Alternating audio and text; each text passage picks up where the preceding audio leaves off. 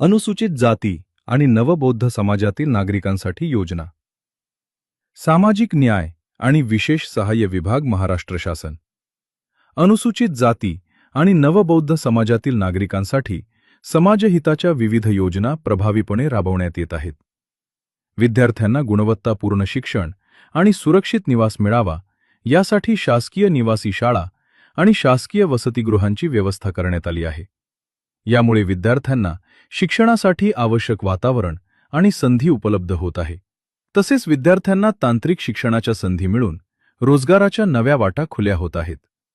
अनुसूचित जाती व नवबौद्ध घटकांसाठी घरकुल योजना देखील राबवण्यात येत आहे.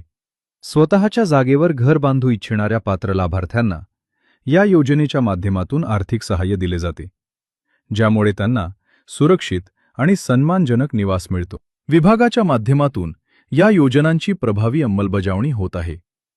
माननीय मुख्यमंत्री देवेंद्रजी फडणवीस, उपमुख्यमंत्री एकनाथजी शिंदे, उपमुख्यमंत्री श्रीमती सुनेत्रा पवार, मंत्री श्री संजयजी शिरसाट आणि राज्यमंत्री श्रीमती माधुरी मिसाळ यांच्या नेतृत्वाखाली या योजना समाजातील वंचित घटकांना शिक्षण, संधी आणि सन्मानजनक भविष्य देत आहेत.